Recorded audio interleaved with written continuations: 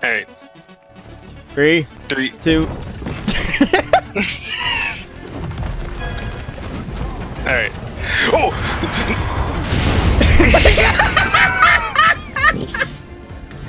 Did she blow them up herself? Oh. What's going on, hunters? Today we start a journey through a slightly different meta I hardly see analyzed in depth too much, and since it's my favorite way to play, I thought why not make a mini-series regarding the intricacies of Hoarfrost Reach's unsung heroes, the support hunters. Now, today's episode will primarily break down the skills and some math about what makes a good support set and item loadout, while also touching on the one weapon since the dawn of its birth that has been largely regarded as a support weapon. 1, 2, 3, 4. 1, 2, 3, mother. Yes, the hunting horn. I do plan, however, to eventually cover all 14 weapons in Monster Hunter World and create supportive sets and loadouts and compare them to optimal damage meta sets to see how they match up. And if you like the content, be sure to click subscribe and ring the bell notification so you can find out when the next episode in this series comes out. Now let's get into it. Now before we get into all the really crunchy numbers and math and breakdown of the sets, I do just want to make a quick disclaimer. While the Safi J'iva Siege is now currently available on PC, I, however, am omitting the use of any Safi J'iva armor or weapon sets right now, as I'm still doing very extensive testing to try to find what I feel is mathematically the best possible set we can have, while also having the support skills we need to keep our comrades alive. But I will plan to release a mini-series shortly after this one is finished, covering the Safi J'iva weapons and armor, and how they apply to a support set.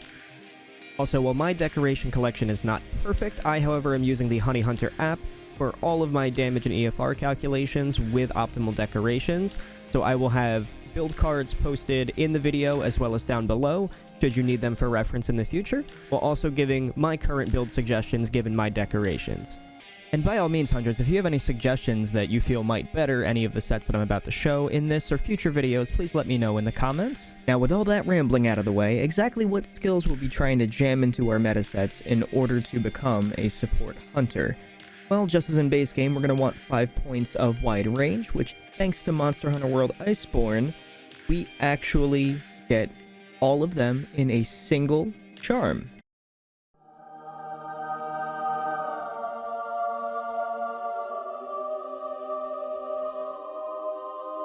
Alright, nice and easy. Yeah, get used to this one, hunters. This charm's probably not coming off for this entire series. So with wide range being covered nice and easy for us, this is going to let us use our mega potions to heal our allies, as well as use things like adamant and might seeds to buff the attack and defense of our team, making for a very, very potent squad.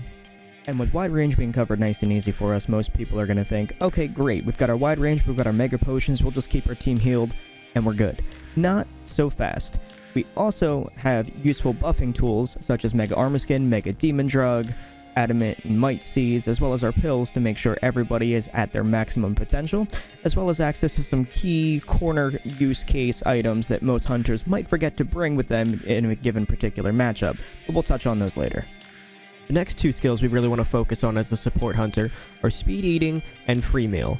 Now in base game, we could get speed eating all the way up to 3, basically giving us the old sip and flex from older Monster Hunter titles, while still being able to move. But free meal only came as a single point, giving us a 25% chance to not actually consume an item when we use it, which was incredibly powerful when and if it worked. Now, in Iceborne, however, we can get free meal secret through the Tigrex armor sets all the way up to a 75% chance to not consume an item. And I gotta tell you, this is one of the key reasons why support is so strong in Iceborne. Alright, I did say this was a build guide, so we might as well get along to it. You might be asking yourself, well, that's quite a few skills we gotta put in. How the heck are we still gonna do damage with this? I mean, aren't we basically just gonna be hitting the monster with a pillowcase at this point? I'll get to that in just a moment, but first, let's go ahead and take a look at a meta set for our weapon of choice for the day, which is Hunting Horn. Now, the acidic glavenous weapons in Monster Hunter World need no introduction, but the Rasping Ballad is certainly quite the performer, with the attack up large in its song set encoring into extra large, not to mention the knockbacks negated, allowing us to give our teammates basically a point of flinch free, so everybody in melee isn't flinching the hell out of each other.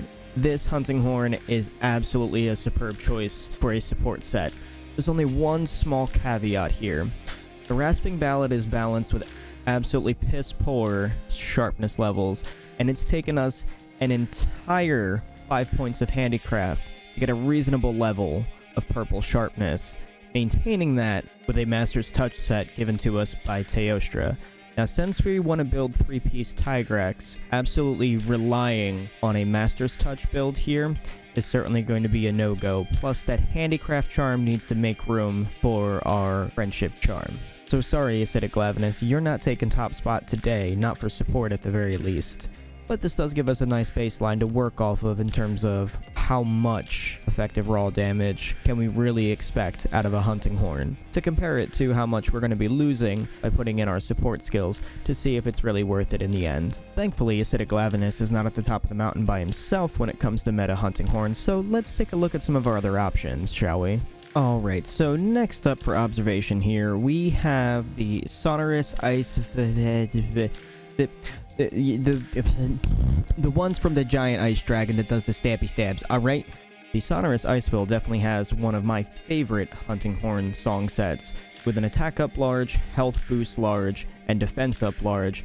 This is definitely looking more up our alley in terms of support, as we can buff both the attack and defense of our fellow hunters, while also giving them a health boost in case they forgot their max potions for the day. And in some corner cases can even function as a minor heal for players that don't have max health just yet, as the health boost large, when encored, will also heal the player slightly, while also maximizing their total HP. The wind pressure negated, as well as a small amount of ice attack, is certainly very useful and comfy against monsters like Lunastra and Teostra, and most other monsters that are weak against ice, and if any of your friends play dual blades or bow, they will certainly love you to death with the maximum stamina up song from this Hunting Horn as well.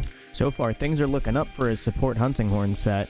Now, the Sonorous Iceville is not alone in this department, however, as there are two other horns with this same song set, and next up on our list is the Royal Song Symphony, which for all intents and purposes is basically just a raw damage version of the Sonorous Iceville, with exactly the same song set and even some built-in affinity on the weapon itself before any of our armor skills come into play, or decorations at that. Now, before I get any deeper into analysis of these weapons, I just wanted to take a brief moment and explain my methodology behind observing these weapons to determine which ones we're going to try to build a support set from. Ideally, we want a weapon with minimal to no negative affinity at base level, as well as a decent amount of sharpness on its own, preferably with the ability to get purple sharpness with 1 or 2 points of handicraft, as we'll have very minimal space to work with once we start shoehorning in our support skills. And lastly, and most importantly of all, we are sacrificing a decent amount of our raw damage in order to get these support skills in, and while keeping the 75% of our team alive and focused on doing damage is fine, well and good, we don't want to also be a hindrance to our team by dealing significantly less damage. So we want the attack up large song no matter what on these horns, in order to accommodate for our lack of raw by giving our entire team a 20% buff. So in closing for our methodology, once we have all of our support skills in, we're going to compare it to the meta set, and providing that we do not lose more than 20% of our effective raw damage, we will consider it a success, as we will be giving our team more than that through our buffs and reapplying of the buffs, as well as ensuring that 3 other team members can focus solely on damaging and controlling the monster, while also being able to shell out the damage ourselves, as we are no corner horners here. And we'll definitely make sure we're on the front lines with our teammates, playing that sweet, sweet chin music. Now, the third of the horns I was referencing unfortunately checks off on all of our red flags for a Hunting Horn for support, which is the Devil Joe, or in Iceborne's case, the Savage Joe horn. There is just simply way too much negative affinity on it for us to really think about, plus most monsters that you'll be hunting don't necessarily have the best hit zone values or weaknesses to Dragon Element. So we're just going to simply ignore that one for now, and instead we will take a look at one of my personal favorites, being a sucker for blast weapons that is, the horn from everybody's favorite B-52 bomber, the Basilvadi Rooksir. Now, aside from having a very badass name, We have a very interesting song set here. For starters, attack up large into extra large on the encore? Check. And that attack up large is accompanied by a health recovery, which basically drops a mini health booster on the ground, allowing your teammates to run peak performance as well as yourself to run peak performance quite comfortably. Now, this is definitely a horn I can get behind. While it doesn't have some of the more expected buffs that we use with Hunting Horn, the health recovery really allows for some interesting gameplay and allowing you to support your team in the middle of doing damage without having to bring a health booster, that is. And that health recovery also helps mitigate things like chip damage from the Rotten Veil and monsters like Lunastra or anything involving poison such as the Wrath family. So we've got 3 horns to work with off a baseline, and I have an honorary mention as a budget option at the end of the video. So let's stop fooling around with all the stuff we already know as far as what the meta at the time of this video is for hunting horns, and let's focus on our support set finally. Now, as you may have noticed as we're going through this, since we're going to be running 3-piece Tigrex, we're not keeping that Master's Touch, so we really have to be conscious of our sharpness and potentially even plopping in a Protective Polish decoration to maintain that sharpness with Wetfish Fin in the middle of combat. Also, conveniently enough, most of the meta sets in Monster Hunter include a Rex Roar Male Beta, which is our Brute Tigrex piece, so we're already 33% of the way towards our free meal secret. So, let's take a look at the Sonorous Icefill to get us started. And to start with, we swap out our Charm, of course, for that Friendship Charm. As we said at the beginning of the video, there's just way too much efficiency in one gear swap. So in it goes. Sadly, we do lose our attack boost 4, but we've got ways to make up for it. And one of those ways is by using Tigrex Brace's Beta, giving us a point of attack boost as well as 2 points of speed eating, allowing us to use our decorations for other more damaging skills, and Tigrex Tacit's Beta finishing up our free meal and again giving us more decoration slots to use. Then we also have the Zora Headgear Beta giving us a point of flinch free and a level 4, 2, and 1 decoration slot, giving us the ability to cram as many attack skills as we can in the set, and flinch free allows us to keep on the monster's head even when stacked up with a bunch of hammer bros. Now let's see what these meta sets look like once we're all buffed up with our consumables and hunting horn songs. Alright, so rounded up on the meta set, we've got 977 effective raw, and on the support set, we've got 855. Oh, hell no! Fuck this shit, I'm out. Now hang on a second here. If you remember correctly, earlier in the video, we did say that we'd consider this a success so long as we don't lose more than 20% of our effective raw, as we'll be giving 20% buff to our entire team with our attack up large. Now, of course, both sets have access to the attack up large. There is one other key difference. If you look at the top of these build cards, we're using a slightly different set of buffs than you would normally playing solo. And that key difference is using Might Pill over Might Seed. Now, Might Pill, generally speaking, only lasts 20 seconds, however, it gives us 15 additional points of raw damage. Now, most hunters aren't going to sheath their weapon every 20 seconds to reapply that, so they'll probably just pop a seed and call it a day. However, Might Pill will actually override Might Seed, and since we're playing wide range, not everybody has to worry about sheathing, just us. And since us support hunters are going to be sheathing quite often anyways to pop a potion every once in a while to keep our teammates alive, we might as well grab that pill real quick before we reach for our hunting horn and get back to the damage. So in a 4-man hunt, we're actually giving a total of 45 more points of raw damage to the entire team so long as we keep that Might Pill active. Which again, considering our craftable materials and the 5 Might Pills we keep on us with free meal secret, we're having an average of about a 20-minute uptime on Might Pill with perfect activations.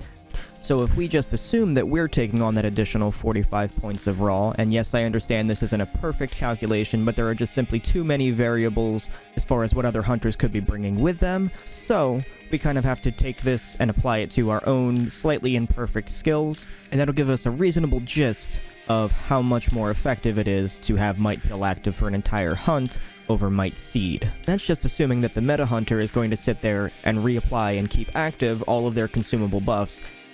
Let's just be honest here. Don't lie to yourselves, don't lie to me, most importantly of all, don't lie to my dodo. Also, this is Philip. Say hi. It don't happen. That's where we come in. So if we adjust these values a little bit, the meta set looks something like this, and our support set, taking into account the buffs that we'll be giving to the entire team, look a little bit more like this. And now that we have our team fully buffed up on the support side of things here, we can really start to calculate how much damage we're actually losing in order to keep our teammates alive and happy. And if you look at these build cards, the meta set has dropped down to 944 raw, and the support set has gone all the way up to 916. By my calculations, that's only a 3% loss in damage, ladies and gentlemen. And if you ask me, a loss of 3% raw damage is definitely worth it to ensure everybody gets through the hunt A-okay, and everybody's having fun doing massive damage. But we can't crown the Velkhana Hunting Horn as king of the support horns just yet. We have to compare this to the other two horns we selected earlier in the video, so let's look at Royal Song Symphony next. Ouch. Alright, sadly Royal Song Symphony kinda got beat up on this one. Unfortunately, we've lost 2 points of crit eye, and I had to make up for that by switching our augments around to just straight affinity in order to get as close to 100% as possible. I tried to make up for the lack of agitator and attack boost by going for an elementalist decoration. Unfortunately, that has also caused us to drop our protective polish, so these couple units of purple sharpness are going to go fairly quick. And you can still maintain that with Wetfish Fin, and a matter of fact, I normally do with this build. However, it's just not as comfy as the Velkhana Horn, and we lose 14% damage. So while it still passes as a support set, it's not nearly as good. Moving along to the Bazalvadi Rooks here, we start getting into some very interesting results if you look closely at the numbers here. For starters, just to explain the build though, sadly we do lose our health augment for just straight affinity on the support set, and we use the protective polish decoration as mentioned earlier in the video to maintain the purple sharpness, with a handicraft satiated decoration to reach that purple sharpness. Other than that, your standard using combo decorations of speed eating and free meal with expert or handicraft to get the purple sharpness and your crit eye up. And then we fill in the rest of it with your typical tenderizer, crit boost, and a little bit of extra attack to get the affinity bonus from 4 points of attack boost. And believe it or not, when using this in a 4-stack, you actually wind up with a damage increase as the meta set clocks in at 888 effective raw, and the support set just peaks above it with 896, giving us actually a 3% increase in overall damage when we go out hunting with 3 of our friends. And definitely makes this set the top choice when it comes to support hunting horns if we're in need of one, providing that your team doesn't need the defense and health up large, or if we're more benefited from the constant healing done by the health recovery up on the Bazalvadi. The only exception to this role being that the Velkhana does top the Bazalvadi in instances where the monster has a 3-star weakness to ice damage. Of course, Monster Hunter is a game after all, so play how you'd like and be sure to have fun, and I'm sure your friends will have a lot more fun not carding all the time if they're having some difficulties. You can help nudge them along. Now in the video, I'm going to show you guys my entry-level support set with decorations that you either get through playing through both the base and Iceborne campaigns, or decorations that I feel are fairly easy to get a hold of, just in case you guys want to try out a support set on your own to see if you enjoy the playstyle. And while this one doesn't deal quite as much damage, it helps get your feet wet into the playstyle of a support hunter. Of course, if you already have the materials and resources to build one of the other sets, I would highly recommend going with one of those over this. Anyways guys, that's all we have today for the hunting horn sets. I greatly appreciate you guys watching this video through its entirety. If you liked it, please give me a thumbs up and let me know in the comments if there's anything I can improve on, as I know sometimes my math might not be perfect. And be sure to catch me live on Twitch. I will link my channel in the description. We stream Monster Hunter on Sundays, Mondays, and Fridays, and a little bit of variety in between. I hope to see you guys again soon. Thank you so much.